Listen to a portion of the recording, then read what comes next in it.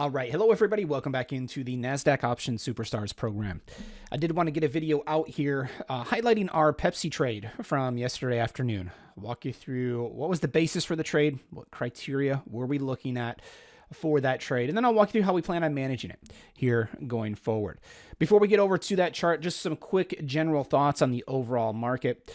Looking at the daily chart of SPY on the screen, you can see very, very overbought. It's been an impressive run to the upside, but we have started to see a little bit of selling kick back in just over the last few days. It hasn't been anything overly extreme as of yet, but it's a start. And we've talked the last few months, this market has been so strong. The trend has been so impressive on the upside. It is not going to turn immediately.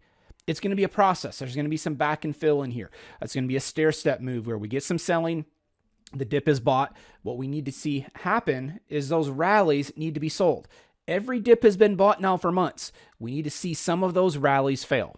So it might take a couple of weeks to really get things going on the downside. From a technical perspective, the move yesterday, intraday, was great.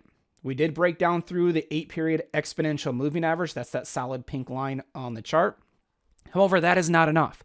An intraday move below that level is not enough. I need to see a close below that level. And as you can see, we did rally up off of the lows yesterday, unfortunately, and the bulls defended that level. That level's been rock solid now for months. We have not seen many daily closes below that level going back to September, October last year. So that's going to be our line in the sand on the downside. It was good to see volume pick back up.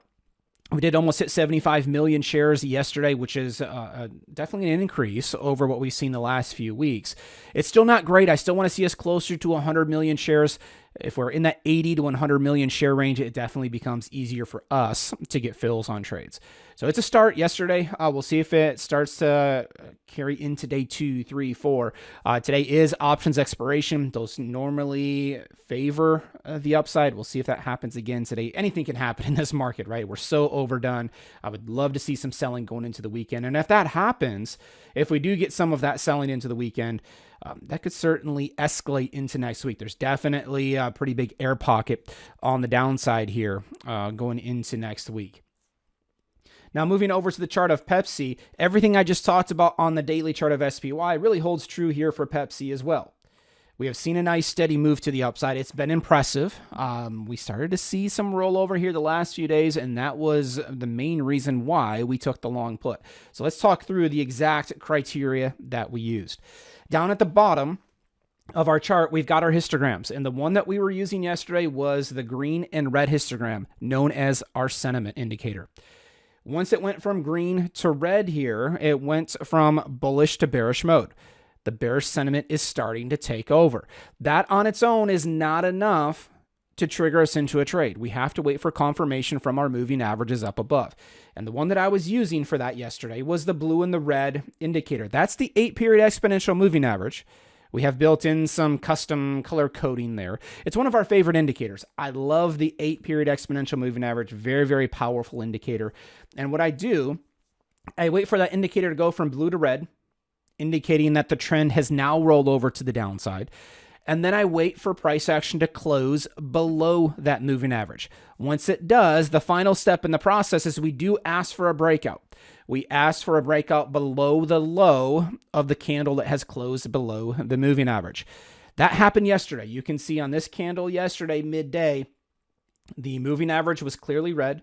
Price action had closed below the moving average, and then we did hit our entry point on the downside. So that was the basis for the setup yesterday.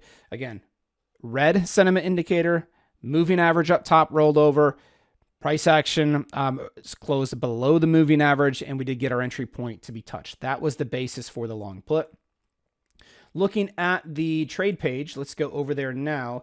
We decided to use the March monthly options. And in a lot of cases, those are going to be, the monthly options are going to be our desired expiration cycle. We like to be in that 20 to 40 day window, especially when we're buying options.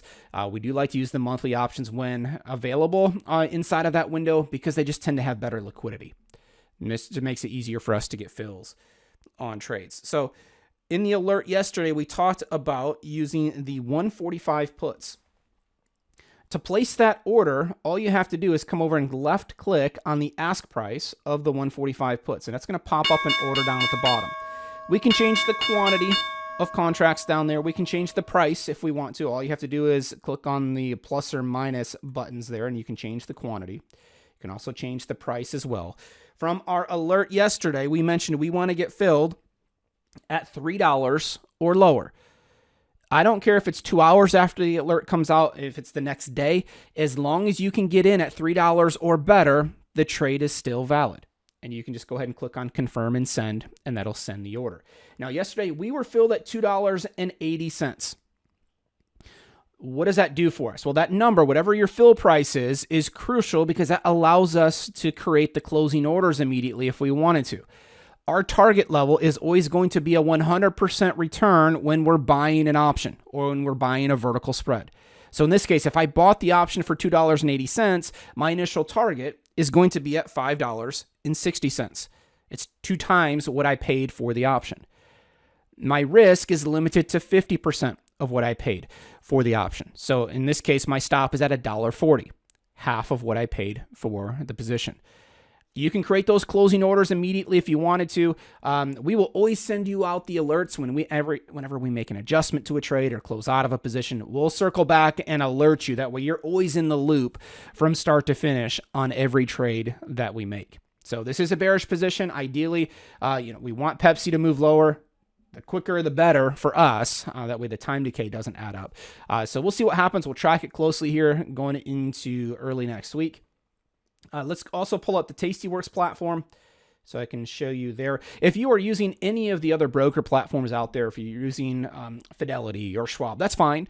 I'm just not going to be the best resource to train you on those platforms because I don't use those. I've never used them. So I'm not familiar with the process of getting orders placed there. I can train you all day long on Thinkorswim and Tastyworks because I've used those platforms now in my own trading for quite some time. So I'm very familiar with the process. So when you log into Tastyworks, we're going to change the symbol up at the top from QQQ to PEP or Pepsi. There is a vertical toolbar here towards the left side of your screen. If you click on the trade tab there and then select the table mode, it's going to bring you to the screen that you're looking at here now where it shows you all of the expiration cycles that are available to us. We are going to select the March 20 monthly options. Those are the ones with 28 days left. That's the number there that in the middle column. It's the number of days left to expiration.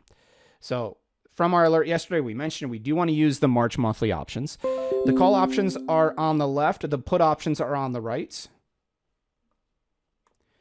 We are going to go over to the put options over on the right, and we're going to left click on the ask price of the 145 put. And when I do that, it's going to box that in green, indicating a buy order. It's also going to pop up the order down at the bottom of the page. Everything is summarized down here at the bottom. On the left, you can see where I am buying 145 put. BTO stands for buy to open. Exactly what we want to do here. I can change the quantity. I can click on the left and right arrows. So if I wanted to trade 3 contracts instead of 1, I just click on the right arrow, and it changes the quantity from 1 to 3. So you can always change however many contracts you want on that order. You can also change the price here as well. All right, so it's going to show you the mid price. That's ideally where I place my orders. If you can't get filled at the mid price, which you're not guaranteed to get filled there, if you can't get filled, because this is a buy order, as you adjust the order higher, the price of the order higher, you're going to increase your chances of getting filled. So if you move it up a few pennies, if you move it from 245 to 255, it's going to increase your odds of getting filled. Now, because it's a buy order, we do want to get filled at the lowest price possible. The lower the price, the better for us. So don't immediately work off of the mid price. We want to get the best price possible. The order type can be set to limit. Time enforced TIF, it can be set to a day order. If we click on that drop-down menu, you'll also see GTC, which stands for good till cancel. On any type of an entry order, I do like to set these as day orders. If it was a closing order for a target or a stop, I wouldn't have a problem using GTC, but for entry orders, I do like to set those to day orders. Once everything is set up the way that you want it, the quantity, the price, you can go ahead and click on review and send, and that'll send the order. Okay. If you have any questions on placing orders in either Thinkorswim or Tastyworks, you can always let us know. There's also a training video on the owner's website that walks you through this whole process in more detail. So I highly recommend that you review those videos if you're using either one of these platforms. All right. So all of our orders are updated every day in our position sheets. We post those on the owner's website, also in our Slack group. So you can always take a look there for our fill prices, and we'll post our target and stop prices there as well. It's always updated every day. All right, so if any questions come up on the Pepsi trade, let us know. Mike@netpicks.com is the email address. Otherwise, I'm going to wrap this video up here. I'll be back again on Friday. We will be getting at least one new trade on Friday. So enjoy the rest of your day, everybody, and I'll be back with you shortly with our next video.